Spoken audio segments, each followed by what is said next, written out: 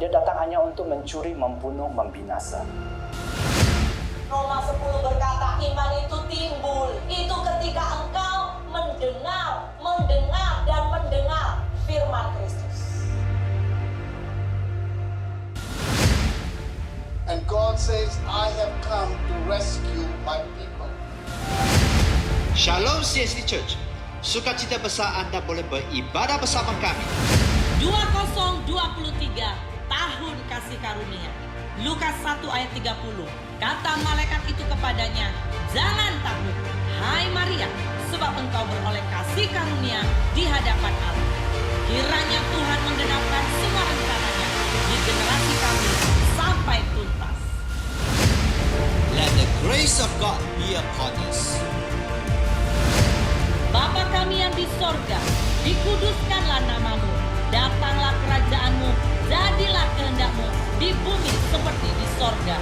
Berikanlah kami pada hari ini makanan kami yang secukupnya, dan ampunilah kami akan kesalahan kami, seperti kami juga mengampuni orang yang bersalah kepada kami. Dan janganlah membawa kami ke dalam pencobaan, tetapi lepaskanlah kami daripada yang jahat, karena engkaulah yang mempunyai kerajaan dan kuasa dan kemuliaan sampai selamanya. Amin.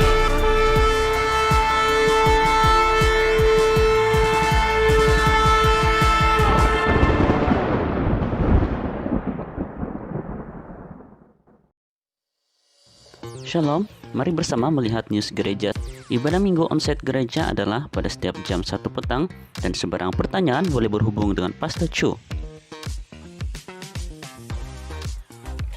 Jemaat juga boleh mengikuti ibadah secara online di YouTube gereja. Anak-anak juga boleh mengikuti Sunday School online di YouTube gereja setiap minggu. Pemberian secara online juga boleh di bank in di nomor akun gereja yang tertera.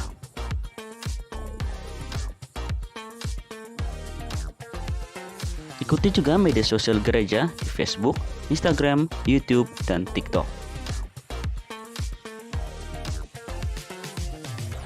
Sekian news gereja, Tuhan Yesus memberkati.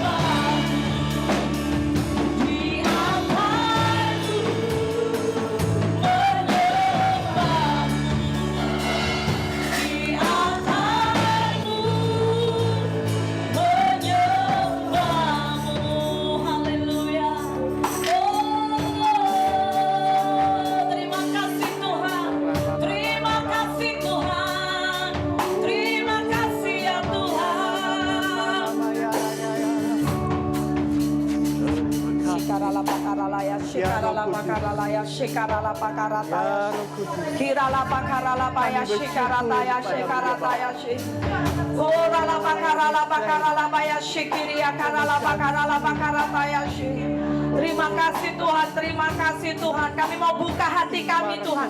Hari ini kami berdoa Tuhan. Kami tidak hanya mau Tuhan mendengar firman-Mu dengan biasa-biasa, tapi kami mau belajar mendengar dengan lebih seksama, lebih sungguh-sungguh lagi ya Bapa. Kami percaya hadirat-Mu ada di tempat ini ya Tuhan. Kami percaya tidak ada yang kebetulan. Ketika kami ada di tempat ini hari ini, semua karena anugerah-Mu. Terima kasih Tuhan, terima kasih Tuhan. Terima kasih Tuhan.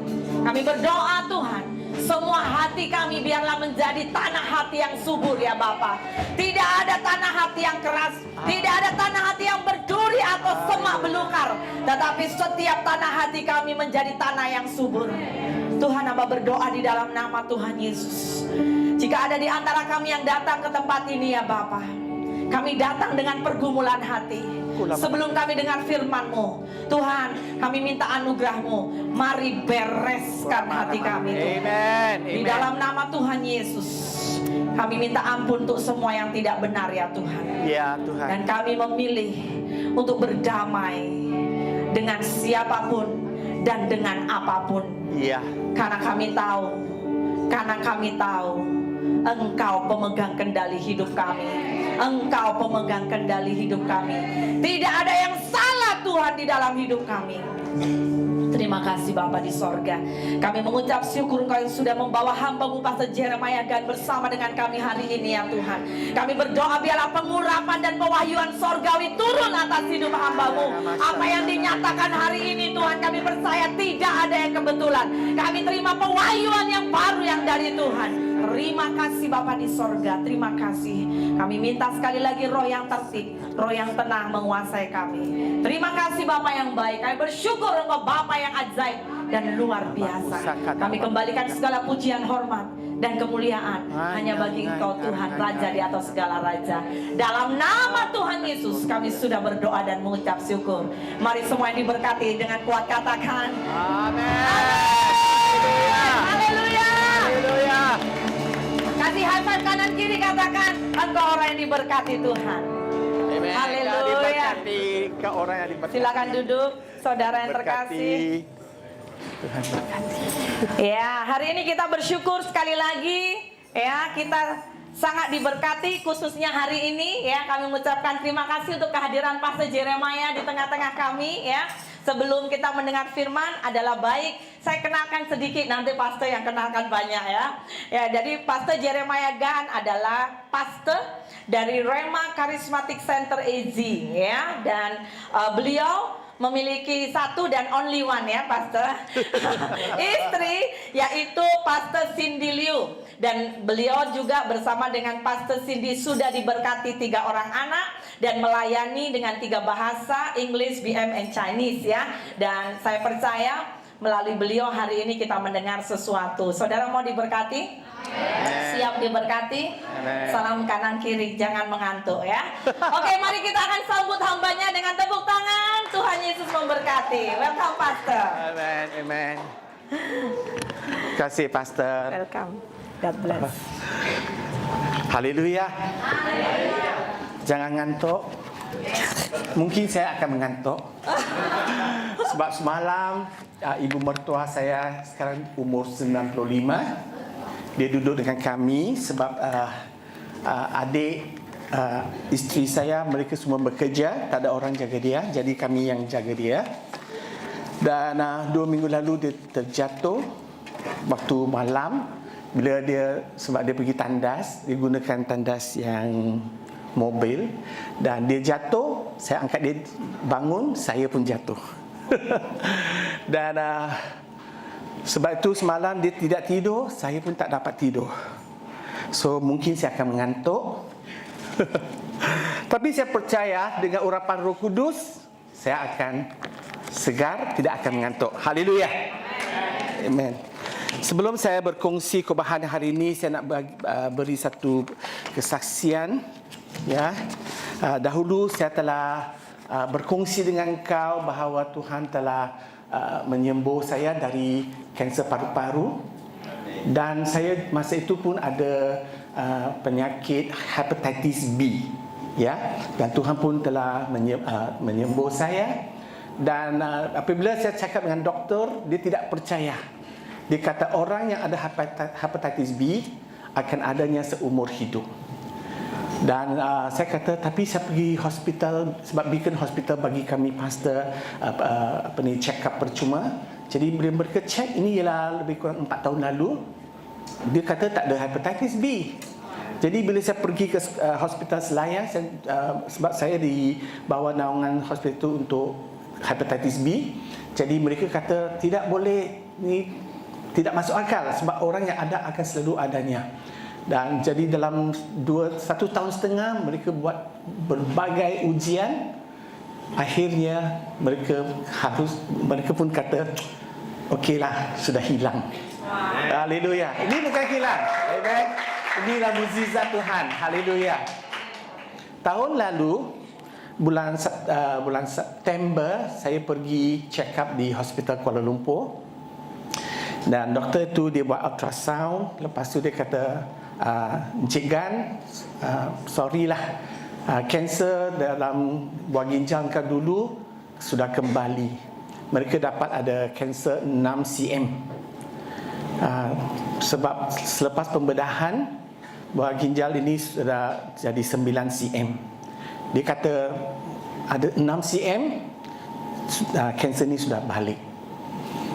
Tapi puji Tuhan saya rasa aman, apa-apa pun tak ada, rasa tidak takut, tidak apa. Tapi saya macam tak ada hal lah. Jadi lepas tu saya jumpa doktor kata kita akan buat CT scan. Mungkin ini ialah kanser ataupun tumor saja. Dan bagaimanapun buah ginjal ni kena dibuangkan sebab tumor itu terlalu besar. Saya kata dengan doktor itu adalah seorang Katolik. Saya kata tahun 2014 mereka kata saya ada kanser di paru-paru, tetapi Tuhan telah menyembuh saya. Dan dia kata, okey pastor, dia tahu saya seorang pastor. Dia kata, pastor, saya bagi engkau 2 bulan untuk doa. Sebab selepas ini bulan depan engkau pergi buat CT scan, lepas tu engkau balik jumpa saya.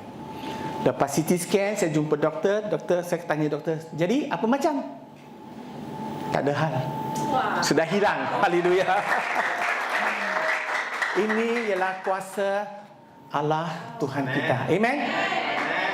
Tadi sambil kita semua menyembah Tuhan, saya terasa kuasa Tuhan menurun. Saya mulai menggigil. Kuasa Tuhan begitu kuat di sini.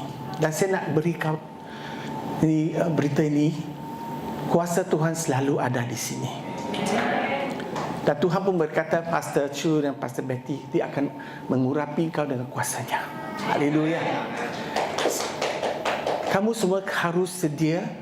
Siapa yang kau tahu ada penyakit, bawa mereka datang ke sini. Tuhan akan buat kerja penyembuhan yang kita selalu inginkan. Amen. Dan bulan lalu Tuhan telah mengatakan dalam bulan 10, 11, 12 ni ialah last quarter ya. Quarter yang terakhir ini Tuhan kata saya akan menurunkan kuasaku, Roh Kudus akan melimpah ke tanah Malaysia. Jadi kami di antara pendoa syafaat semua bila dapat berita ini kami semua gembira. Saya yang beri profesi ini. Dan selepas saya berdoa, Tuhan berkata akan ada hal yang tidak diingin berlaku di Malaysia. Dan kamu tahulah sekarang ada banyak perkara sebab peperangan di Israel dengan orang Palestin. Kita semua harus berdoa untuk kedua-dua negara ini supaya mereka akan aman. Amen. Dan Tuhan kata, jangan takut, jangan risau. Roh Kudusnya akan uruskan segala hal. Amen. Dan di antara kamu mungkin ada masalah kewangan, kesihatan, ataupun di keluarga. Hari ini Tuhan kata dia akan datang. Dia akan memberi kau Roh Kudusnya untuk memberes hal-hal ini semua. Amen. Tapi kita mesti tahu segala perjanjian yang Tuhan beri pada kita adalah dia punya syarat, ya. Dan inilah yang Tuhan telah beri kepada saya untuk berkongsi kepada kamu semua hari ini. Apabila saya berdoa, puji Tuhan, Pastor tu dia mesej saya, jangan lupa ya, minggu depan kau datang sini berkhotbah. Saya sudah lupa. Bulan 10 Oktober saya ingat. Bulan November mula dah lupa semuanya. Jadi bila dia kata itu, dapat dia punya mesej dari WhatsApp, terus saya berdoa. Dan terus dengan serta-merta Roh Kudus kata, kongsikan hal ini, pengumpaman ini. Dan terus Roh Kudus memberitahu saya, ini akan berlaku di gereja ini. banyak mujizat akan mula. Amin. Dan inilah syaratnya. Kita tengok pada hari ini ialah pengumpamaan Yesus, perumpamaan yang ke-12 ya. Dan ini ialah tentang hal pengampunan. Okey, kita tengok pada Matius 18. Okey.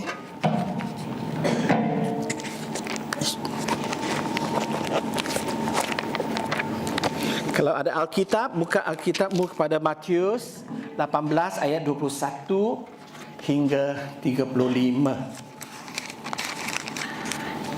Sekarang orang moden semua tak pakai Alkitab, pakai handphone. Bolehlah. Okey. Ayat 21 hingga 35. Mata saya ni tak terang. Siapa ada Alkitab atau dalam telefon boleh tolong bacakan?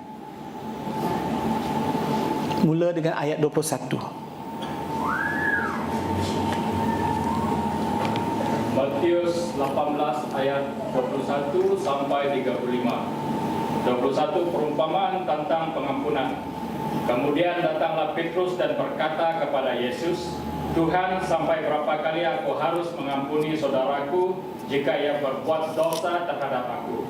Sampai 7 kali. Yesus berkata kepadanya, bukan aku berkata kepadamu bukan sampai 7 kali, melainkan sampai 70 kali 7 kali. 23. Sebab hal kerajaan surga seumpama seorang raja yang hendak mengadakan perhitungan dengan hamba-hambanya. 24. Setelah ia mulai mengadakan perhitungan itu, dihadapkanlah kepadanya seorang yang berhutang 10.000 talenta. 25. Tetapi karena orang itu tidak mampu melunaskan hutangnya, raja itu memerintahkannya supaya ia dijual beserta anak istrinya dan segala miliknya untuk pembayaran hutangnya. 26. Maka sujudlah hamba itu menyembah dia. Katanya, sabarlah dahulu, segala hutangmu akan kulunaskan. 27. Lalu tergeraklah hati raja itu oleh belas kasihan akan hamba itu, sehingga ia membebaskannya dan menghapuskan hutangnya. 28. Tetapi ketika hamba itu keluar, ia bertemu dengan seorang hamba lain yang berhutang 100 dinar kepadanya. Ia menangkap dan mencekik kawannya itu, katanya, bayar hutangmu. 29. Maka sujudlah kawannya itu dan memohon kepadanya, sabarlah dahulu, hutangku itu akan kulunaskan. 30. Tetapi ia menolak dan menyerahkan kawannya itu ke dalam penjara sampai dilunaskannya lah hutangnya. 31. Melihat itu kawan-kawannya yang lain sangat sedih, lalu menyampaikan segala yang terjadi kepada tuan mereka. 32. Raja itu menyuruh memanggil orang itu dan berkata kepadanya, hai hamba yang jahat, seluruh hutangmu telah kuhapuskan karena engkau memohonkannya kepadaku. 33. Bukankah engkau pun harus mengasihani kawanmu seperti aku telah mengasihani engkau? 34. Maka marahlah tuannya itu dan menyerahkannya kepada algojo sampai ia melunaskan seluruh hutangnya. 35. Maka Bapakku yang di surga akan berbuat demikian juga terhadap kamu, apabila kamu masing-masing tidak mengampuni saudaramu dan segenap hatimu. Amin. Perumpamaan ini bermula dengan Petrus. Ya. Dia tanya Yesus tentang hal pengampunan terhadap seorang saudara. Nampak tak? Ya, okey. Saya letak PowerPoint supaya engkau boleh baca dan engkau akan nampak dan dapat engkau ingat. Sebab ramai kita kan macam telinga kuali, masuk kanan keluar kiri. Okey. Tapi yang teruknya dia keluar kiri tapi telinga semua tak keluar.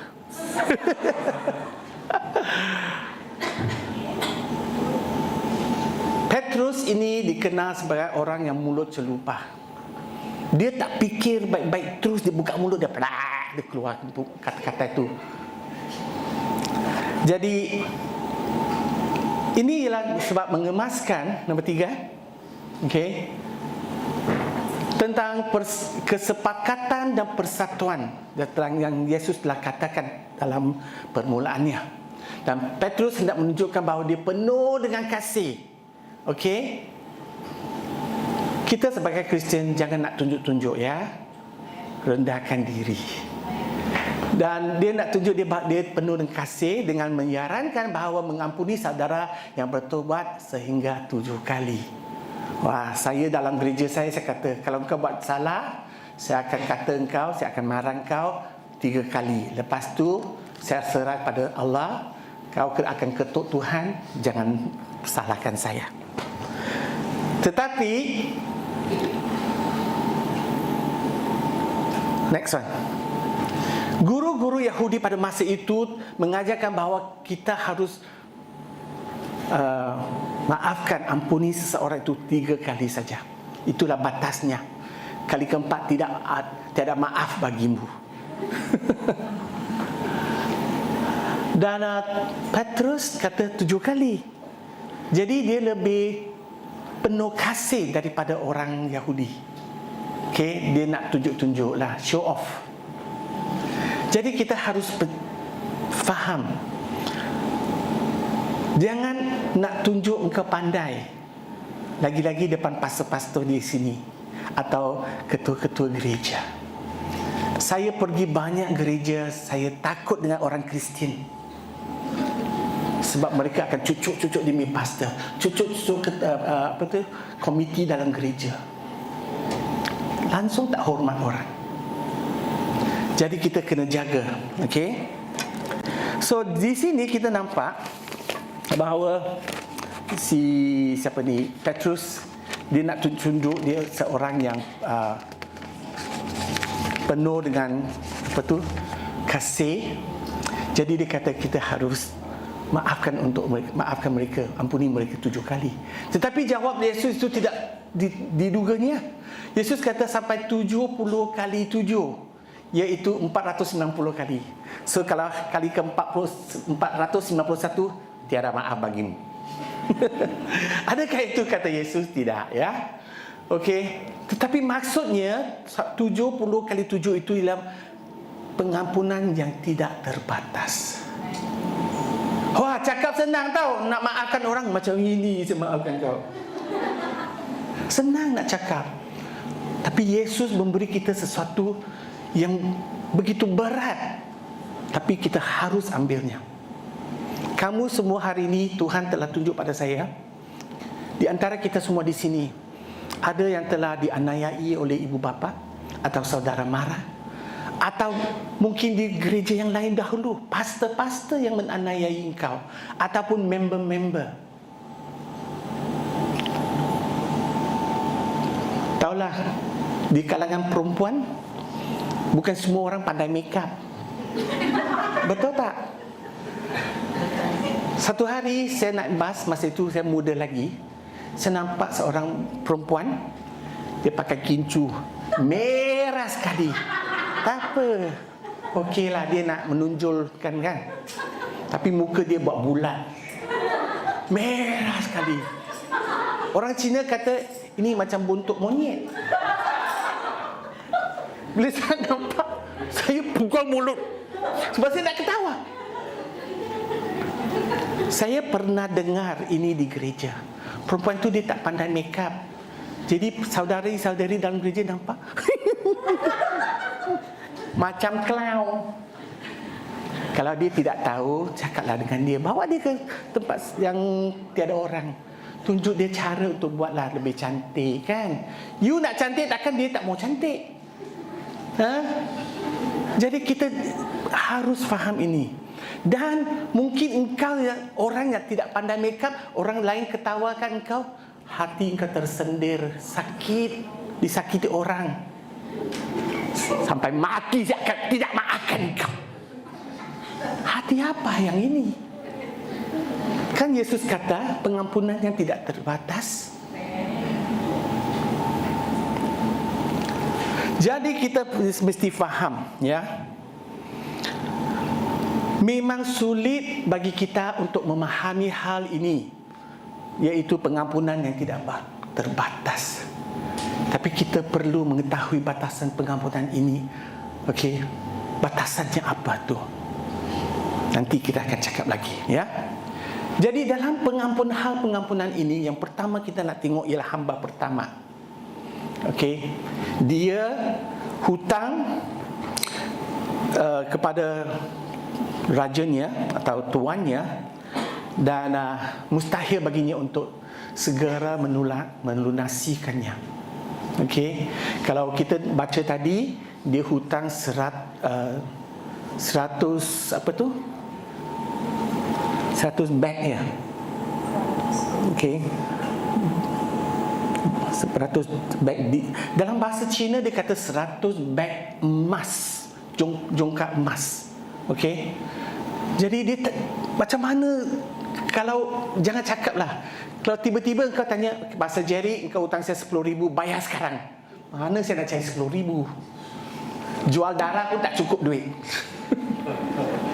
Sekarang tak boleh jual darah kan? Ini adalah salah dalam undang-undang ya. Dahulu saya pernah dengar ada banyak orang miskin dia pergi ke hospital sebab orang itu dia nak mungkin saudaranya buat pembedahan, dia tak cukup darah, jadi dia kena bawa 3 atau 4 orang supaya dia dapat sebab hospital bagi darah kepada saudaranya, dia kena bagi balik kepada hospital. Jadi ada banyak orang tunggu sana. Dia kata, okey, saya bayar ke 200. Ini ialah lebih kurang 4 atau 50 tahun dahulu. 200 dulu tinggi tau duitnya. Okey, kalau kita bandingkan sekarang, 200 dahulu mungkin di sekarang ialah 6 atau 800 ringgit. Jadi mereka jual darah. Dan bagi orang ini tidak dapat hutang, okey, 10,000 talenta ataupun 1,000 karung emas. Ya, dalam bahasa talenta ini, kau ikut kitab Indonesia ini, dia kata 10,000 dinar. Ada tak? Betul? Ya. Jadi iaitu ini duit inilah 20 tahun upah harian seorang buruh. Okey. Sekarang saya tidak tahu upah harian seorang buruh di Malaysia, okey.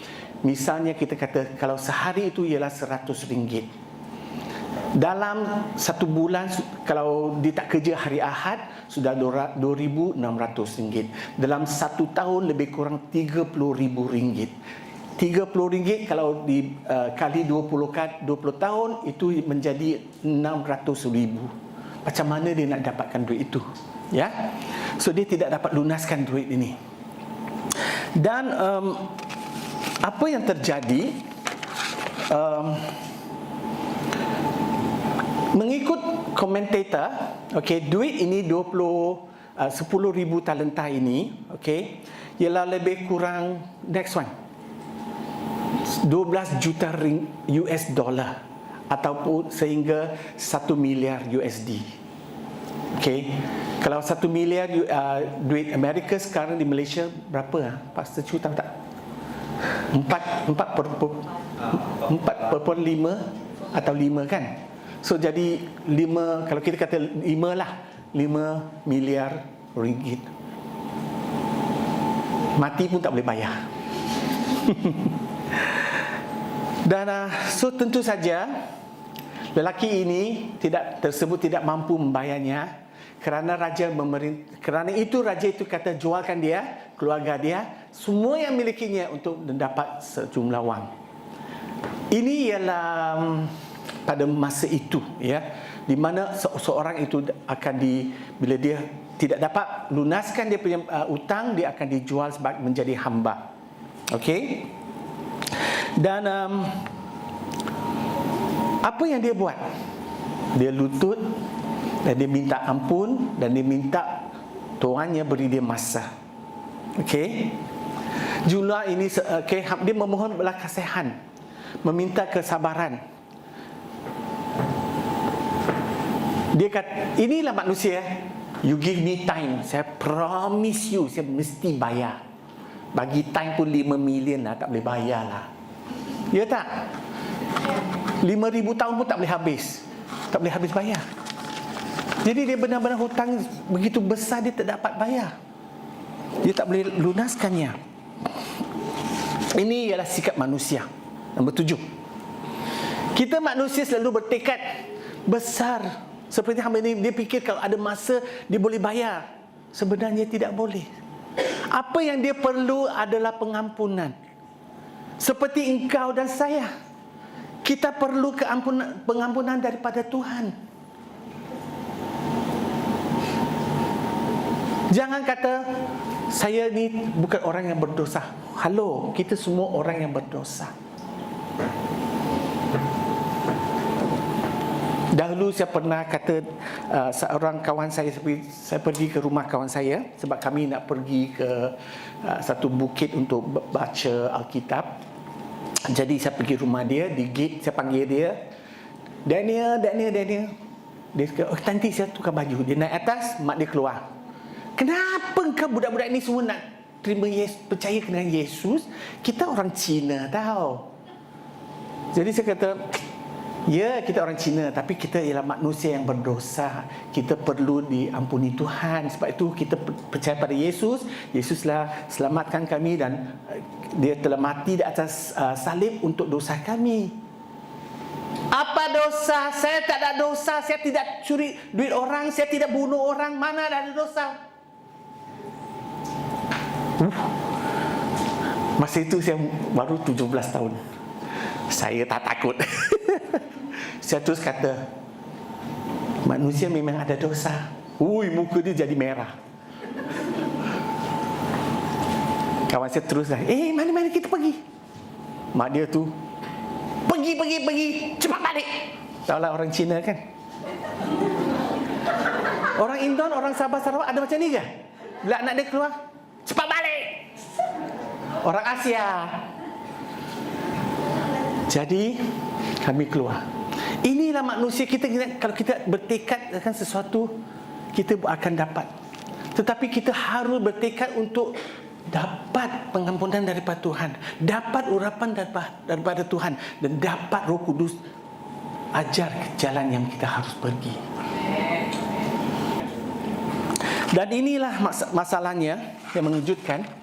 Dia mohon pada raja, tapi raja itu tergerak oleh belas kasihan dan membebaskannya, mengampuninya, hapuskan hutangnya. Kita sebagai orang Kristian, kita kuat menghakimi orang lain. Kita tidak kuat dalam belas kasihan. Jaga-jaga. Okey. Selalu kita gunakan otak ni. Orang ini dia harus buat macam ni. Orang ini harus buat macam ni. Harus ini, harus ini, harus ini. Memang harus, tapi dia tidak dapat buat. Bagi dia belas kasihan, tolonglah dia. Dia tidak dapat apa-apa, tapi dia bebaskan. Kita tengok ya, janji-janji yang diucapkan oleh hamba ini tiada artinya, kerana dia tidak mungkin melunasi hutangnya. Engkau dan saya tidak dapat lunasi hutang kita kepada Tuhan, tapi Allah telah memberi kita pengampunan melalui Yesus. Inilah belas kasihan Tuhan. Haruskah kita menunjuk ini kepada saudara-saudari dalam iman dan orang yang bukan Kristian? Saya takut dengan orang Kristian tahu. Bila Tuhan panggil saya jadi pastor, tak maulah, saya lebih suka cucuk tanam. Saya nak jadi farmer.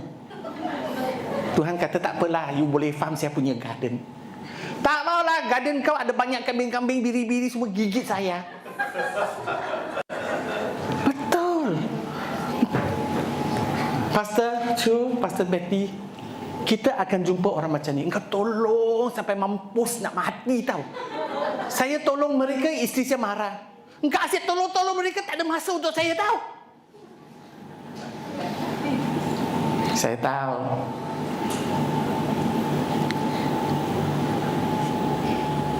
Saya tolong mereka.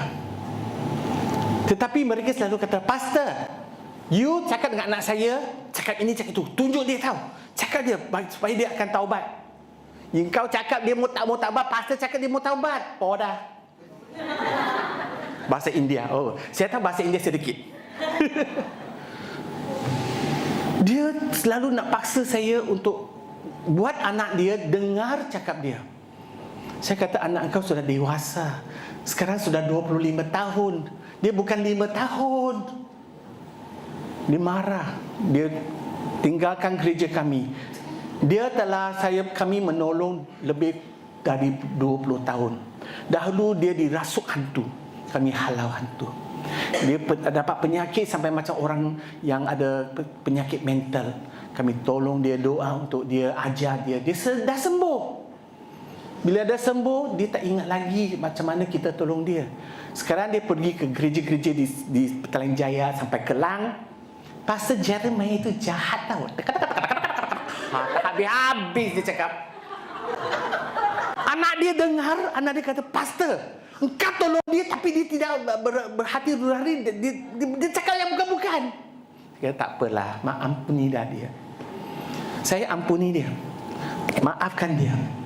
Tapi kalau dia datang cari saya, bye-bye. Saya tak mau lagi. Sebab dia menyakitkan hati saya. Tapi saya tidak ada dengki dengan dia dalam hati saya. Amen. Yang ini engkau kena belajar. Sebab dari engkau punya latar belakang, saya tidak tahu apanya. Mungkin seperti saya, bila saya kecil, saya selalu, bapa saya selalu belasah saya. Bukan pukul, tak, belasah. Macam kambing, macam berdebu. Dia pakai tongkat, dia hantam macam itu. Kalau tongkat tak ada, dia tumbuk saya. Jadi saya benci dengan dia. Bila dia mati, mak kata, bapak dah mati, kena menangis tau. Orang Cina, ini dia punya style, kena menangis. Bapak! Mana? Mengalir air mata tu tau. Tapi dalam hati, hantu ni dah mati. Dahulu saya ada seorang bos. Saya kerja sebagai kerani di satu petrol station. Dia tu kedekut dan dia jahat tau. Mulut dia macam apa tu, kata-kata macam jarum, cocok. Satu hari anak dia kata, mak saya semalam kan dia mabuk tau, dia jatuh terlanggar kepala dekat sinki. Ya ke? Aduh, kesian. Tapi hati saya bagus sekali. Ini tabiat manusia. Hutang ini tak dapat saya lunasi pada Tuhan. Sebab itu saya kena taubat. Sekarang kita tengok hamba yang kedua. Bila dia keluar, hamba pertama ini, dia nampak seorang kawan, akan hamba yang hutang dia 100 dinar, iaitu 100 keping perak. Pada masa itu, 1 keping perak ialah 1 hari punya upah seharian. Dia nampak dia. Terus dia menangkap dia. Cekik lehernya. Kejam kan? Saya harap kalau engkau betapa marah pun dengan Pastor Chu, jangan cekik dia, ya. Sayang dia. Dengar baik-baik. Dengar baik-baik. Sebab pastor-pastor telah Tuhan beri pada kita ialah untuk menjadi penutup hal rohani jiwa kita. Kalau kita tidak hormati mereka, engkau bagaikan mengoyak atau menconteng arang ke muka Yesus. Ya, ingat baik-baik. Tapi orang ni dia terus mencekik. Saya pernah dengar, ini ialah hal yang benar. Orang itu datang gereja, dia pukul pastor. Saya takut dia akan dihakimi Tuhan dengan teruk. Sebab orang itu dia pergi melawat gereja yang lain. Dia mengatakan saya, dia tulis surat kepada AG, dia mengatakan saya telah memburukkan dia dan menjadi hal masalah dalam keluarganya. Jadi AG macam itulah. Bila surat tu sampai, dia panggil saya, Jeremiah, mari kita duduk. Macam polis lah, mari duduk, kami minum kopi. Dalam Hong Kong, bila polis bagi kopi, jangan minum. Dalam kopi ada rambut, tercekik ke dalam. Dia kata, duduk. Saya kata, ya pastor, apa hal? Kami sudah terima satu surat. Orang ni kata begini. Saya dengar tu, saya ketawa. Kenapa kau ketawa? Orang ni macam itulah.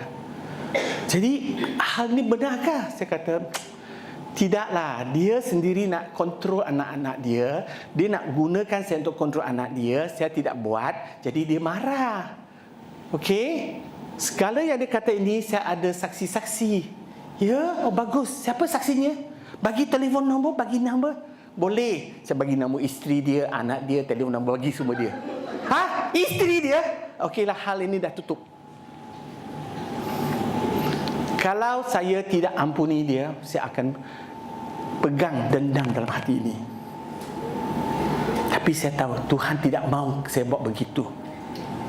Sebab kalau kita faham hal pengampunan ini, apa masalah kita ada, Tuhan akan bereskan. Sebab itu saya tidak takut bila doktor kata, "Oi, cancer come back again."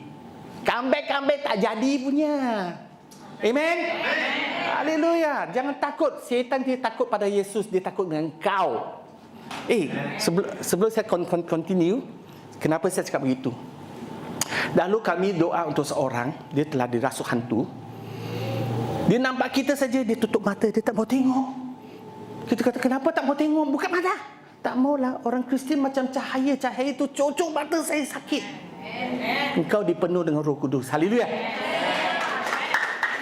Di Rawang, saya pergi satu tempat di mana ada di tempat orang yang mereka macam kuil, ya. Setiap kali saya jalan sana, saya nampak toyo, nampak hantu semua. Bila dia nampak saya, dia lari. Saya kata, sorry, too late. I saw you in Jesus' name. I bind you. Tak terlambat, dia nak lari, tak boleh lari. Saya ikatlah dia dalam nama Yesus. Syaitan, iblis semua nampak engkau, dia akan lari. You tak perlu lari. Ya. Kalau ada siapa yang datang, dia bukan Kristian, dia jatuh sini, golek-golek, kulit dia tukar pun macam jadi macam ular pun, jangan takut. Shut up, get out in Jesus name. Keluar dalam nama Yesus. Kalau dia tak mau dengar, tempeling dia. Jangan. Ada satu hari, ada seorang wanita, dia dirasuh hantu.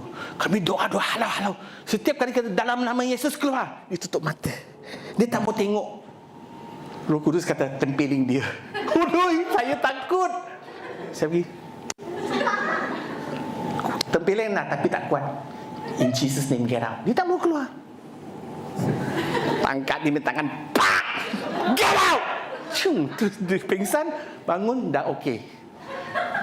Ini bukan satu cara, ya. Ini ialah sebab Roh Kudus kata saya buat. Jadi bila kau doa, jangan kau tempeling orang. Tetapi bila kau doa untuk orang yang dirasuh hantu, jangan tutup mata. Nanti dia pula yang tempeling kau. Ini terjadi di gereja saya. Perempuan ni dia dirasuh hantu, dia duduk macam ni. Dia duduk, di perempuan ni, orang tua ni datang. Kuraba syanda bagian, Malaysia marah, tutup mata. Perempuan ni bangun, tepuk. Tempelingnya. Dia pun terkejut. Pastor, dia tempeling saya. Engkau tutup mata mestilah. Satu hari, perempuan yang sama juga. Sebab masa itu dia sebelum dia jadi Kristian, dia doa pada itu idol ya, yang lain, orang Cina. Dia dirasuh hantu, kami doa dia tak mau keluar. Dan saya kata, okey, kita berhenti, kita menyembah Tuhan. Jadi kita nyanyi lagu, gunakan bahasa roh dan sebagainya. Jadi duduk sana, kita pusing. Saya atas sinilah, dia di bawah sana. Seorang saudari dan saudara dia pun pusing-pusing. Haleluya, haleluya. Tak sampai 5 minit, lelaki ni loncat. Perempuan ni bergelut. Dia pakai macam sarung. Saya sana kurus.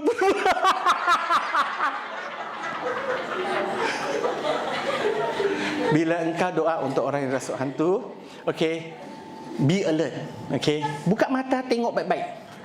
Mereka ada banyak ragam. Di antaranya mereka juga akan cuba lari. Okey, jadi kalau tangkap dia dalam nama Yesus, diam, duduk, dia akan duduk. Jangan takut. Saya nampak orang ini, bila perempuan itu dirasuh hantu, in Jesus name, in Jesus name, in Jesus name, dia ghostan. Saya berdiri sana, apa dia buat? Tapi saya nampak dia goyang macam harimau. Saya tahu dia nak merekam dah. Jadi dia loncat menerkam perempuan ni, saya tangkap tangan dia. Shut up, in Jesus name, sit down. So dia duduk macam anjing, diam-diam. Engkau berkuasa. Haleluya. Engkau ada Roh Kudus. Sebab itu saya kata, bila hantu, iblis, setan nampak engkau, dia nak lari. Sebab kuasa Roh Kudus, cahaya Tuhan ada dalam kita semua.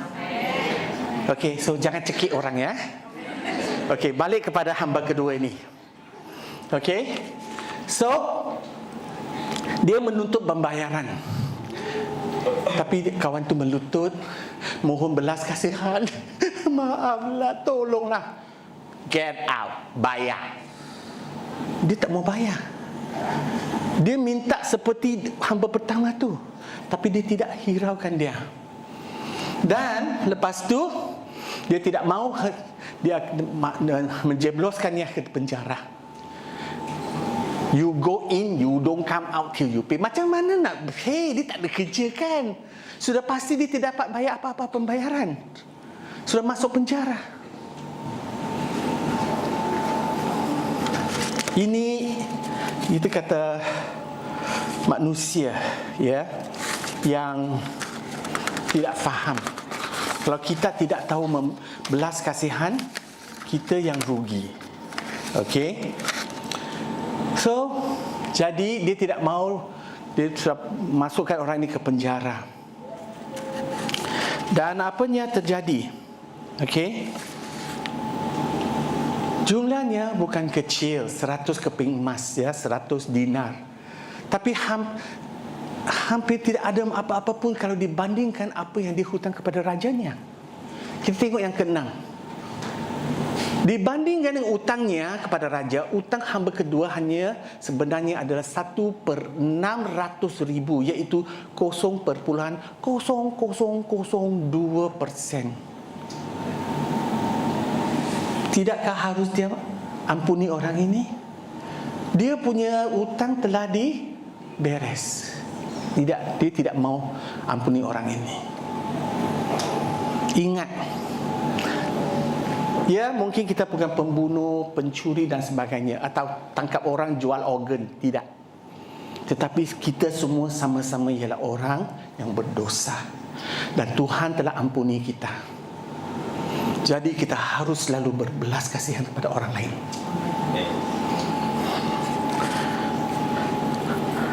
Ini adalah satu kesalahan.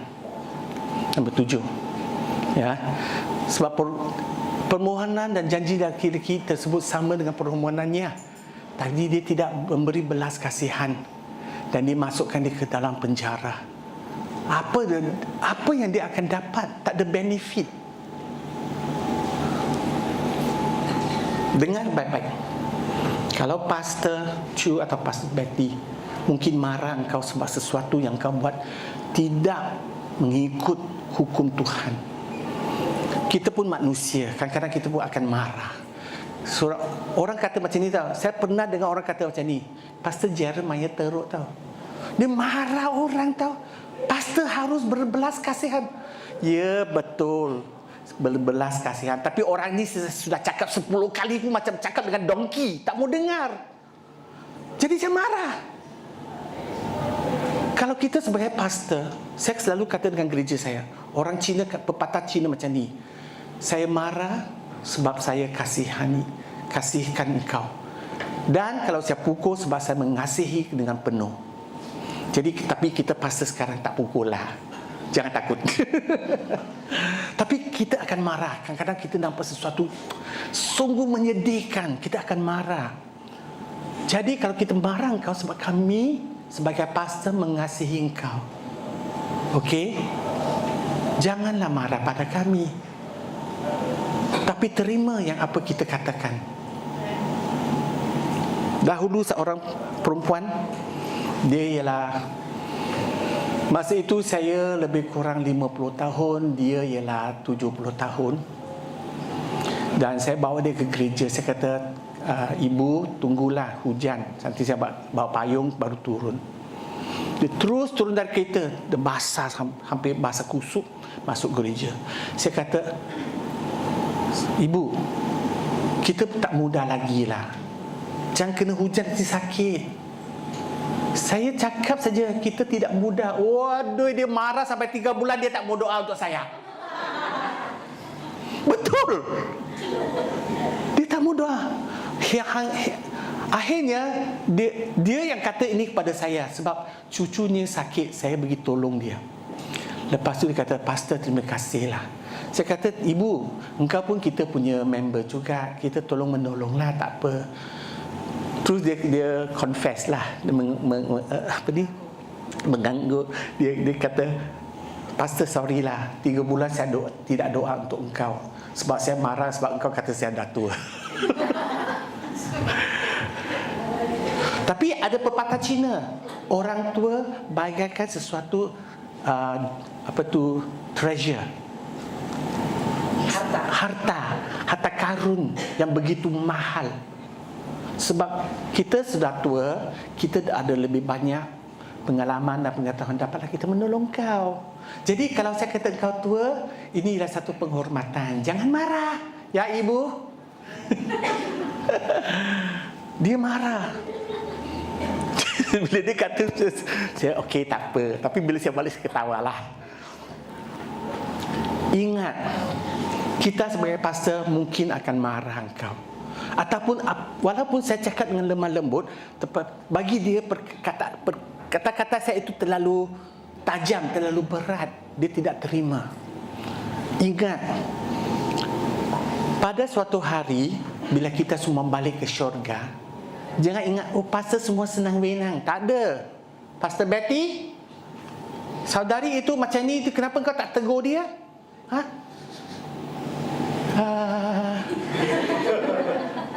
Kita tak tegur pun salah. Tegur pun salah. Hai, susah kan?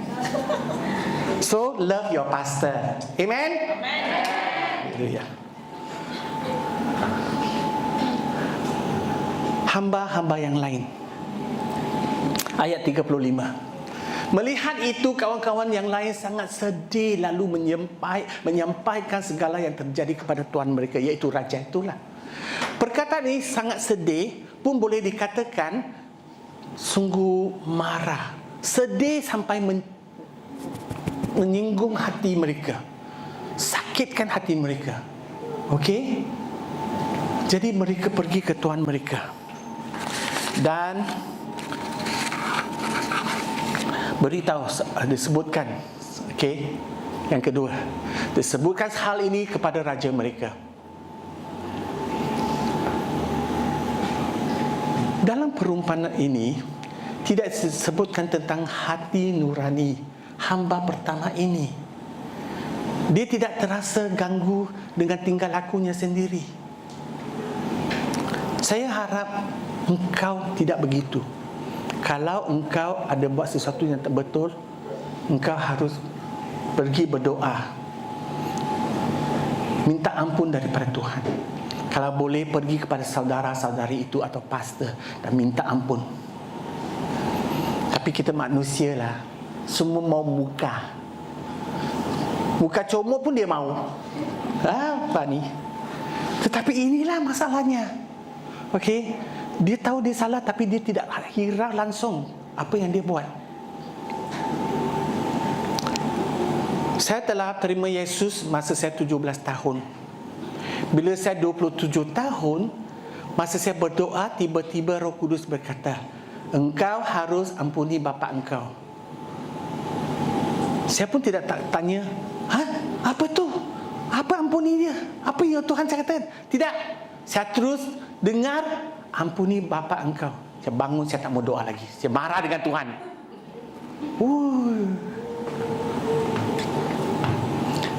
Ini kelemahan saya. Kadang-kadang Roh Kudus mengatakan, hal ini akan berlaku. Saya kata, ya Tuhan. Saya kata, betulkah? Cara saya tanya Tuhan seperti dia bukan Tuhan. Saya harap engkau jangan buat seperti saya. Kalau Tuhan kata sesuatu, ikut. Tapi Tuhan katakan terus dalam hati nurani saya tahu saya benci bapa saya sendiri. Saya kata dengan Tuhan, engkau tak faham apa yang saya telah melalui. Engkau tak faham perkara yang terjadi. Engkau tak faham bapa saya itu macam syaitan. Itu yang saya kata kepada Tuhan. Saya keluar, saya tak mau doa lagi. Tapi Tuhan aturkan semua, dan akhirnya saya nampak kenapa bapa saya menjadi begitu.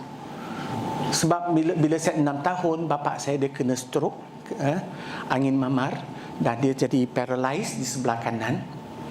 Dan ibu saya ialah seorang perempuan yang cantik, dan dia takut isterinya akan tinggalkan dia.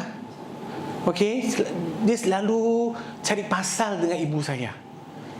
Dan bila dia bergaduh dengan ibu saya pula yang tengah-tengah nampak.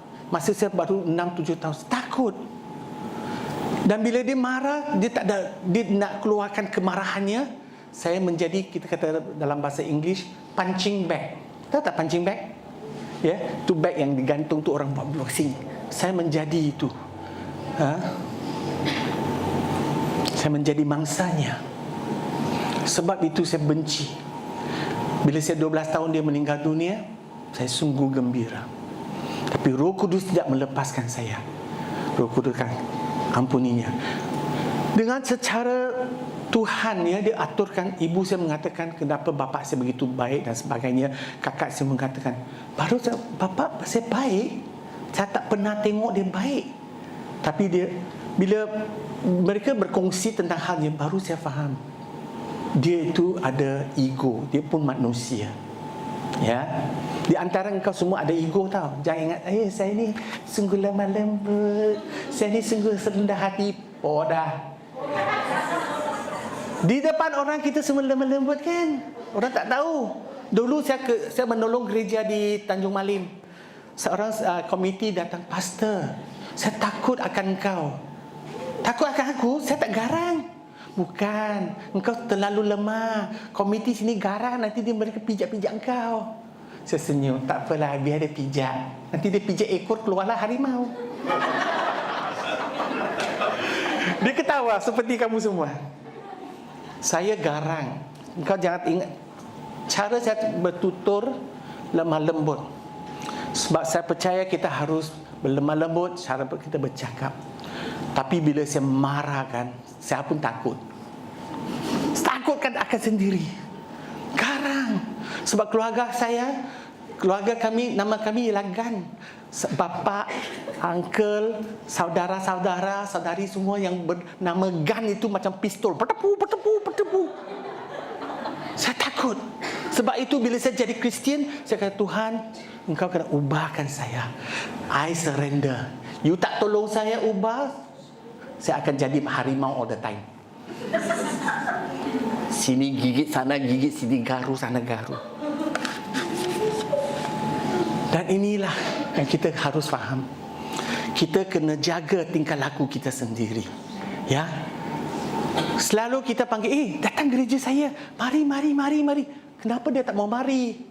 Engkau cakap Yesus begitu baik, begitu lemah lembut, tapi engkau begitu tidak baik macam hantu dan garang sekali. Apa kesaksian yang kita ada di depan orang lain? Jaga tingkah laku. Ya. Dan hamba-hamba ini semua merasa sedih, iaitu mereka sungguh marah pun. Ya. Apa yang Yesus maksudkan? Okey, bahawa orang lain dapat melihat tingkah laku engkau meskipun engkau sendiri tidak dapat melihatnya. Sebab itu saya kata, jaga kesaksian engkau sebelum engkau berkongsi, ya, Injil kepada sesiapa yang bukan Kristian. Adakah kesaksian engkau bagaikan satu surat daripada Tuhan, seperti buku Korintus mengatakan, orang selalu baca, tahu, dia tengok ini Kristian, itu Kristian, kenapa mereka berlainan? Tak pedulilah. Satu yang kesaksian tidak baik akan buat susah untuk semua. Saya bukan nak besarkan saya sendiri, Dahulu masa saya bekerja di satu kilang, saya tidak mau cakap banyak. Tapi orang tu kata, engkau Kristian kan? Saya kata, mana engkau tahu? Saya tidak kata saya Kristian. Cara engkau cakap, tingkah laku engkau, saya tengok, saya tahu ini ialah cara orang Kristian. Adakah kita kesaksian ini? Ada seorang pastor, dia nampak seorang perempuan, dia bersih, dia tak pakai gincu, tak ada make up, tapi dia sopan santun. Pastor kata, engkau seorang Kristian ke? Tidak. Dia kata, saya bukan Kristian. Kita jangan lihat di luar, tetapi lihat pada tingkah laku. Okey, aside lagi satu. Pastor ada di sini. Ada kalanya pastor tak ada, engkau akan jumpa orang yang mengatakan dia ialah pastor, dia telah buat banyak mukjizat, dia orang mati pun telah bangun. Bagus. Beri kemuliaan kepada Tuhan. Jangan beri kemuliaan pada orang itu. Ingat, segala mukjizatnya datangnya daripada Tuhan. Kita hanyalah hamba Tuhan. Kita tidak berkuasa. Okey? Lebih kurang 20 tahun atau 17 tahun, lebih kurang macam tu. Saya pergi ke Miri dan saya doa untuk seorang saudara, nama dia Musa Segar. Masa itu dia di Baklalan, pergi ke Miri sebab hospital sana tidak ada cukup ubat untuk menolongnya. Dia datang sana, saya doa untuk dia. Lepas tu setelah doa, dia dihantar ke ICU. Jadi saya tanya anak dia, mana bapa nak pergi? Dia tolak bapa pergi mana? Pergi ICU. Oh, tak apa. Tadi saya doa, Tuhan kata hari ini dia masuk ICU, esok keluar, Isnin boleh balik rumah. Dia akan sembuh. Jadi lepas tu kami pergi makan. Wah, macam Nabi tau. Oi, jangan takut, Tuhan akan sembuhkan dia. Engkau datang ke sini, tak apa, tunggu. Bila dia balik ke Baklalan, boleh jumpa dengan dia. Oh, tidak. Doktor panggil kami jumpa dia untuk kali terakhir, dia akan mati. Saya pegang mangkuk pun nak dia jatuh. Saya terkejut. Tetapi Roh Kudus kuasanya datang menggigil. Dan Roh Kudus kata, jangan takut. Saya kata dengan dia, saudara, abang kau tidak akan mati. Hari ini dia masuk ICU, besok keluar, Isnin dia akan sembuh dan balik rumah. Oh, you kena harus tengok saya. Siang malam saya berdoa, oh Tuhan, saya tak mau jadi Nabi palsu. Ahad saya pergi ke Sibu. Isnin dia telefon, seorang saudara telefon, Pastor. Dalam hati saya, habislah, dah mati ke? Saudara Musa dah sembuh, sekarang nak balik rumah. Aduh, saya duduk. Kaki menggigil. Duduk. Oh, haleluya. Bersyukur pada Tuhan. Lepas itu setiap tahun dia telefon, saudara itu panggil saya pergi ke Baklalan. Sebab tahulah Baklalan ada gunung, apa tu? Doa, apa nama gunung? Bahasa ni ada mountain deh. Saya pun lupa. Gunung Murun. Pastor datanglah. Saya nak pergi. Tapi 12 tahun tu, tiap-tiap tahun Tuhan kata jangan pergi. Apa ni? Lepas 12 tahun, tahun ke-13 Tuhan kata sekarang kau boleh pergi. Jadi saya pergilah. Sungguh saya pergi sana, aduh, sungguh mesra dengan mereka semua. Dan Tuhan kata dengan saya tidak mahu engkau mencuri kemuliaan saya.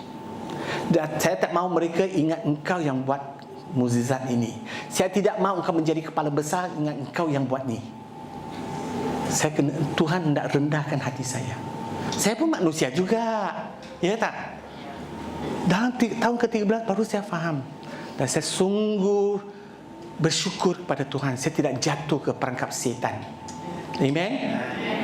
So kalau ada orang yang datang gereja ini dan kata, oh itu orang dah sampai nak mampus, nak mati, saya doa dia hidup balik. Orang mati pun saya doa dia hidup balik. Bagi kemuliaan pada Tuhan. Tapi jangan kita ingat orang ini, oh bagus. Sebab kerja itu ialah kerja Tuhan, bukan orang ini. Kita hanya percaya orang itu apabila dia menunjukkan buah Roh Kudus dalam tingkah lakunya. Bolehlah kita percaya. Ada seorang saudara pendoa syafaat datang, Pastor, orang ini kan dari Afrika, nama dia Pastor Samson. Wah, bila dia buat tajam sekali tau. Apa yang berlaku dahulu semua dia boleh katakan semua. Bila dia kata begitu kan, Roh Kudus bagi saya nampak satu penglihatan. Saya nampak awan. Terus Roh Kudus kata, orang inilah awan yang tidak berair. Kalau ada awan akan ada hujan kan? Tapi awan ni tak ada hujan. Saya kata dengan orang ini, jangan percaya. Kau harus jaga-jaga. Dan orang ini datang di Malaysia 1,5 tahun. Pergi merata tempat, merata gereja, berkhotbah, berpuasa, berdoa dan bernubuat. Semua orang percayanya. Selepas 1,5 tahun dia balik ke Afrika, dia ambil lebih daripada $1 million ringgit balik ke Afrika. Di sana dia buat gereja baru, dia buat bina rumah untuk sewa, dan ibu bapa dia menjadi pastor di sana. Tapi ibu bapanya tidak pernah ke sekolah Alkitab, tidak ada pernah ke belajar Bible study dalam gereja sendiri. Apa dah jadi? Lepas dia dah pergi dari Malaysia, baru gereja semua tahu orang ini ialah con man. Tu saya kata, jangan percaya pada orang, melainkan dia menunjukkan buah Roh Kudus. Okey? Okey, balik kepada hamba ini semua. Jadi, sayangnya manusia selalu buta pada perbuatan kita sendiri yang berdosa, yang bersifat daging. Saya pun manusia. Ada satu hari saya berdoa, Tuhan, Engkau tengok curi wang kita tahu. Engkau harus hakimi dia lah. Jangan macam ni lah. Susahkan negara kita. Saya balik rumah, Roh Kudus marah saya. Apa engkau buat doa macam ni? Engkau harus doa dia bertobat. Bukan minta nak dihakimi. Saya kena balik ke gereja. Sebab masa itu kita dalam gereja berdoa, saya kata, saya kena minta ampun dari semua. Saya salah berdoa. Itu doa ialah bersifat daging. Daging tu macam ni, ya. Jangan risau apa yang berlaku di negara ini. Selalu doa Tuhan berkati kita punya PM dan semua kabinetnya. Jangan kita nak guna doa menghakimi mereka. Kalau saudara-saudari pun kau tahu buat salah, doa Tuhan akan tolong mereka bertaubat. Jangan kata Tuhan, hakimi dia, bagi dia kaki patah baru dia tahu. Apa ni, macam kita kata itu bukan doa, itu macam curses, mengutuk orang. Halo, engkau ialah anak Tuhan yang diurapi Roh Kudus. Roh Kudus adalah roh kenabian. Engkau ada urapan kenabian. Kenapa kau nak jadi nabi hantu bukan nabi Tuhan? Jangan kutuk, ya. Itu sifat daging, lagi pun sifat syaitan. Okay. Mendengar hal ini, raja ini sungguh marah, ya, dan kali. Okey. Masalahnya mengapa dia marah? Kau tengok nombor 7. Adalah suatu kesalahan besar jika seorang telah begitu banyak diampuni, tidak mau mengampuni orang lain. Halo? Dengar tak? Lagi sekali. Kesalahan besar jika seorang yang telah begitu banyak diampuni tidak mau mengampuni orang lain. Ini ialah ayat Tuhan bagi kamu semua. Sebab kamu semua telah disakiti orang lain, baik keluarga atau orang di office atau mana-mana saja, atau gereja yang dulu kau pergi, pastor yang itu semua. Saya pernah dikutuk, bagai kutuk lah bagi saya, ya. Pastor ni, saya bukan orang kaya, gereja saya lebih kecil dari gereja ini. Setiap kali dia nampak saya, halo Jeremiah, muka dia masam macam betik, panjang sekali, tak senyum. Bila dia pergi satu pastor ni agak gereja agak besar, lagi pun pastor ni keluarganya orang kaya. Halo Pastor Chu. Isteri saya kata, muka dia masam selalu bila nampak engkau. Kenapa engkau nak buat kerja bersama dia? Saya ikut arahan Tuhan, buat kerja bersama dia. Okey. Tapi akhirnya sebab dia keterlaluan, saya kata dengan Tuhan, kalau dia keterlaluan begini, sebab dia selalu marah kita orang pastor tahu. Tidak hiraukan kita pun pastor juga. Kita datang menolong tapi dia tidak berterima kasih tetapi marah-marah. Saya kata dengan Tuhan, saya tidak boleh tahan macam ini. Ini tidak berrohani, okay? Not spiritual. Saya tak mau lagi. Tuhan kata, okay, you resign. Jadi saya resign dari komiti itu. Hingga hari ini, walaupun saya tak ampuni dia, kalau saya nampak dia datang sini, saya jalan sana. Saya tak mau bertemu dengan dia. Sebab saya takut nanti mulut saya kata, you hypocrite. Habislah nanti. Tak baik kan? So, saya ampuni dia, tapi saya tidak mau berdekatan dengan dia. Kau akan ada jumpa orang begitu, yang walaupun engkau ampuni dia, tapi dia selalu nak mengutuk kau, nak cucuk engkau, ya. Perkataan yang dia kata tu bagaikan cili padi cucuk mata. Jauhkan dari mereka, tapi ampuni mereka. Jangan ada dendam dalam hati. Amen.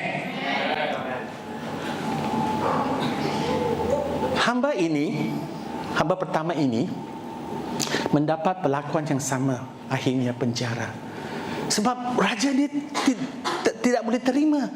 Saya telah ampuni engkau begitu banyak, orang ini sedikit engkau tak boleh ampuni. Kesimpulannya, ayat 35 Yesus berkata, maka Bapa-Ku yang di syurga akan berbuat demikian jika juga terhadap kamu apabila kamu masing-masing tidak mengampuni saudaramu dengan segenap hati. Pastor, saya telah maafkan dia, tapi setiap kali saya ingat dia kan, you benci tau.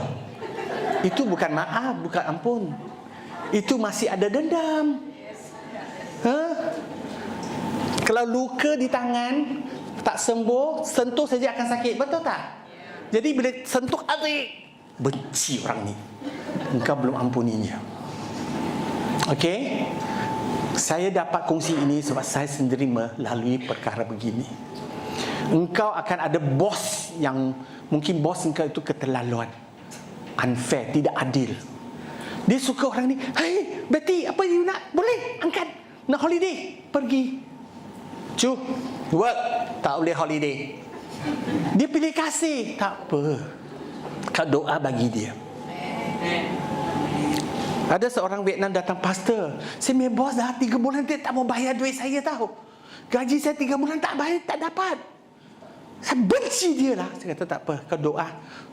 Doa Tuhan berkati dia, bagi dia hati yang gembira. Bila dia happy dia nampak you, hello Cu, 3 bulan lah, sorry lah, ada extra commission lagi. Itu akan terjadi. Bila itu terjadi, orang Vietnam tu datang, pastor, betul tau, saya sudah doakan terus lah, dalam 1 minggu dia bayar saya balik semua gaji saya. Tuhan bukan penipu. Haleluya.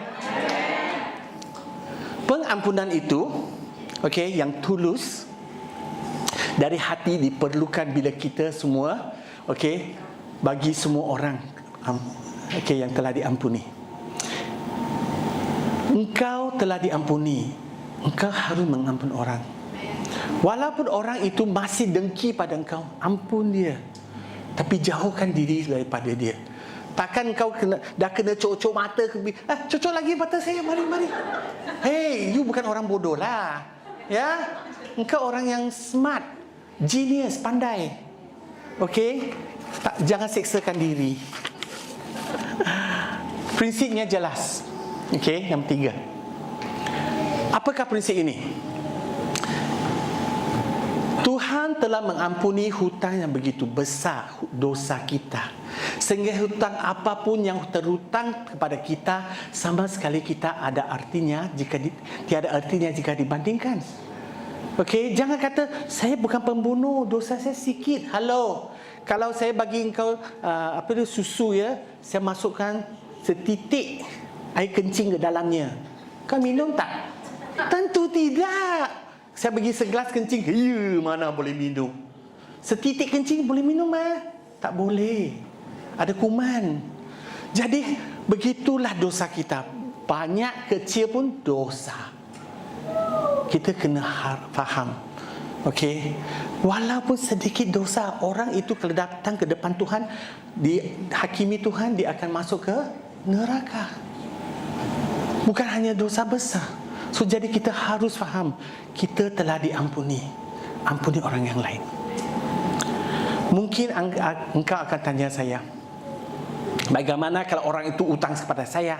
Apakah tidakkah dia harus bayarkan kembali? Itu sudah tentulah. Okey. Yang kita nak fahamkan ini ialah bila kita ampuni, yang kelima, bila kita ampuni mereka dan kita beri mereka waktu untuk menuntut, okey, membayar kita, okey, tanpa menuntut, tanpa ampun, ya, ataupun maksudnya paksa mereka. Okey, kau kena bayar, kau utang saya 2,000, setiap bulan kau kena bayar 1,000. Dia kerja baru 1,500, dia bayar kau 1,000, apa dia nak makan? Kayu dan batu kat tepi jalan boleh makan, tak apa. Tak boleh makan kan?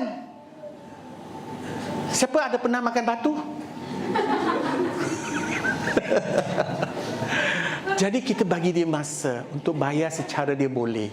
Okey, inilah tanggungjawab untuk mereka membalasnya. Amen? Okey. Tapi ada banyak Kristian dia tidak faham ini. Dia nak paksa orang tu bayar banyak-banyak. Kalau betul dia ada kesusahan, kita tolong.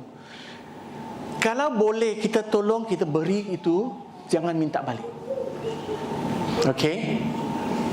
Saya pernah buat begitu. Satu orang itu dia tak dapat bayar, tak apa, kita bagi dia. Dia kata, pastor nanti saya ada duit, saya akan bayar. Saya kata tak apa, ini kita nak bagi tolong. Kita buat begitu, ini menunjukkan kasih Tuhan. Amen. Itulah sebabnya hati yang bersyukur juga merupakan aspek penting dalam pengampunan. Engkau telah ampun saya sungguh bersyukur pada engkau.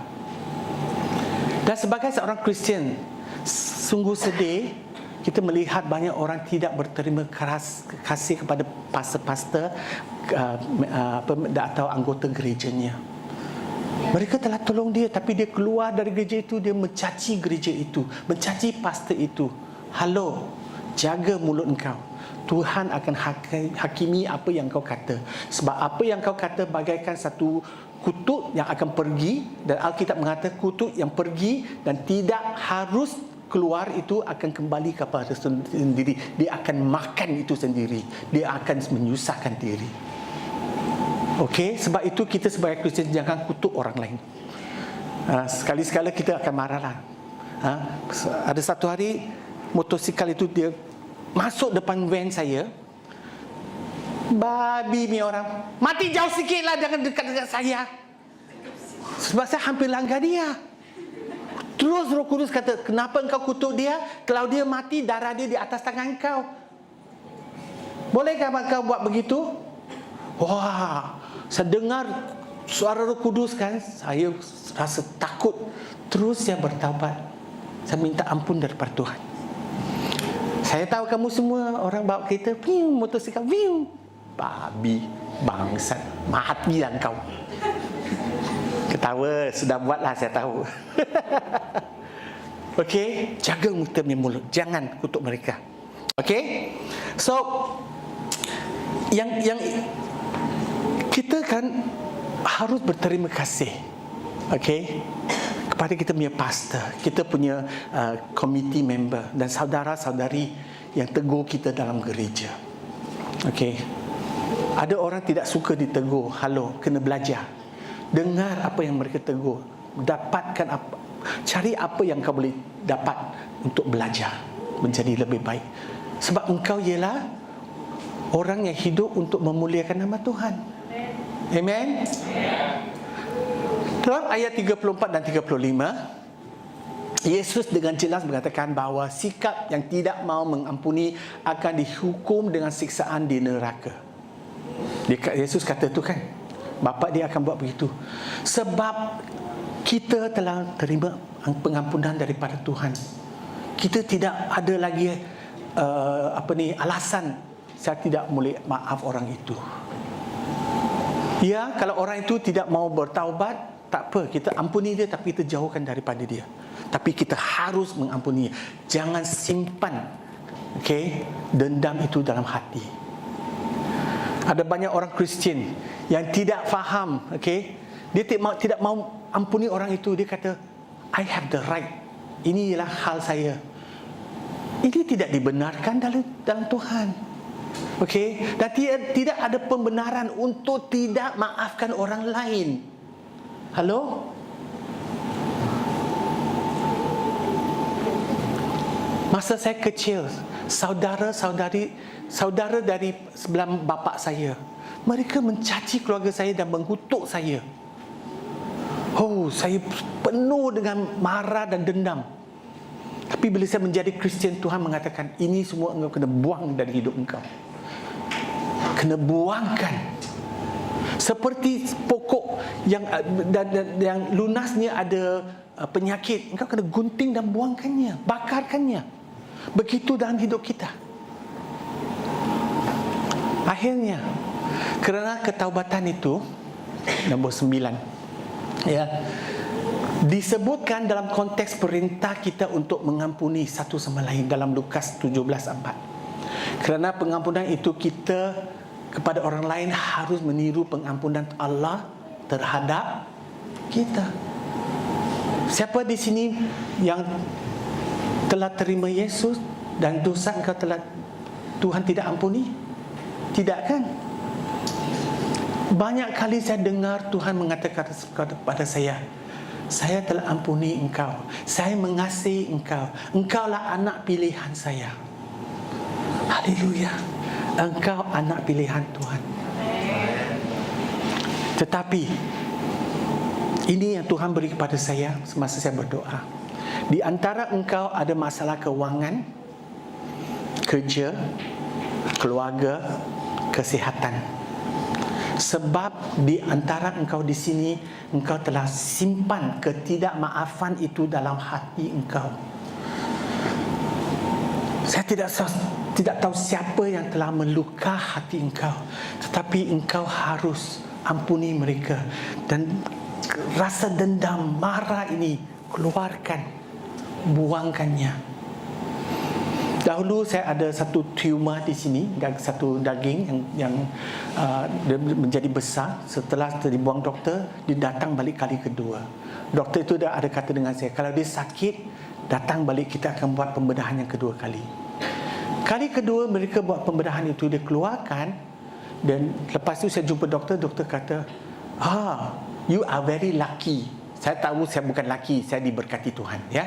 Dia kata daging itu dalamnya sudah jadi kanser, tapi dia belum merebak keluar. So kalau kita tidak ampun, dia bagaikan dalam, lama kelamaan dia jadi kanser. Dia menjadi sesuatu yang hancur hidup engkau, yang menyusahkan engkau. Roh Kudus ada di sini. Dia hendak menyembuhkan engkau. Jangan kata kanser, apa penyakit saja, dia nak sembuhkan engkau. Setiap bulan kita makan perjanjian penjaman kudus. Lama tak cakap bahasa Malaysia, susahlah. Dah keras di lidah ni. Jaman kudus itu, Yesus mengatakan, cawan ini ialah perjanjian baru dalam darah saya. Perjanjian darah itu maksudnya segala hal, betapa besar atau betapa kecil sekali, Tuhan hiraukan, Tuhan hendak tolongkan engkau. Amen. Setiap kali kamu minum cawan itu, perjamuan suci ini, ingat, Yesus dihiraukan segala hal dalam hidup saya. Tetapi apa yang menjadi sesuatu batu, kita kata stumbling block, batu penghalang, sesuatu penghalang, iaitu ketidakmaafan, dendam, kemarahan. Kemarahan mula akan jadi dendam dan akan jadi ketidakmaafan. Mari kita doa. Haleluya. Semua pejam mata. Sesiapa ada perkara, semua pejam mata. Kalau engkau ada sesuatu perkara yang tidak dapat diselesaikan, mungkin kesihatan, kewangan, engkau tidak akan dapat sembuh. Kewangan itu tidak akan dibereskan sebab penghalang itu ada dalam hati engkau. Inilah Tuhan tunjuk pada saya semasa saya berdoa. Sebab itu engkau berdoa tetapi tidak disembuh. Hari ini kata pada Tuhan, Tuhan, ada ini, buangkan dari hati saya, dari roh saya. Jangan dia menjadi kanser dalam roh engkau. Kewangan itu tidak jadi masalah bagi Tuhan. Kau harus ampuni orang yang telah melukai engkau, baik seorang sepekerja, bos, ataupun keluarga. Kita manusia. Kadang-kadang kita tipu sendiri, kita dendam itu sudah dalam, tapi kita tidak kenal. Engkau harus keluarkan. Apa keperluan engkau? Saya nak kau bangun di tempat engkau itu. Engkau doa untuk sekarang. Siapa di sini? Jangan rasa malu, jangan risau. Ini di antara engkau dan Tuhan. Saya hanya hamba Tuhan memberi message ini, pengubahan ini pada engkau. Sebab ini ialah hari engkau dibebaskan dari perangkap setan. Bangun, jangan takut. Kalau engkau ada keperluan, sesuatu yang menghindari engkau, bangun, kata Tuhan. Apa yang dalam hati saya, keluarkan. Saya letakkan semua di bawah kaki engkau. Ya, jangan takut. Ini di antara engkau dan Tuhan. Saya pun berdiri sini sebab saya sendiri pun ada banyak kali rasa marah terhadap orang lain. Jangan takut, bangun. Kalau engkau selalu doa untuk seseorang di dalam keluarga engkau tapi dia tidak sembuh, inilah masa engkau untuk doa, berdiri untuk dia. Sebab mungkin dia sendiri ada ketidakmaafan pada sesiapa. Ada siapa lagi? Haleluya. Mungkin mak bapak sendiri engkau marah kepada mereka sebab mungkin mereka pilih kasih atau mereka mengatakan ayat kata-kata yang menganiaya engkau, menyinggung perasaan engkau. Hari ini ialah hari penyembuhan secara emosi, roh dan badani. Tuhan ada di sini. Hurabasarayashkila.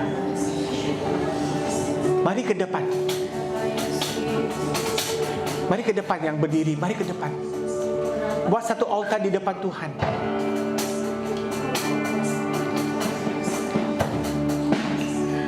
Engkau dikasihi sebab dia ialah bapa engkau. Dia tidak mau engkau jatuh ke perangkap setan. Dia hendak sembuhkan roh kau, hati kau, emosi engkau. Hari ini ialah hari kebebasan untuk engkau. Hurabaya hata.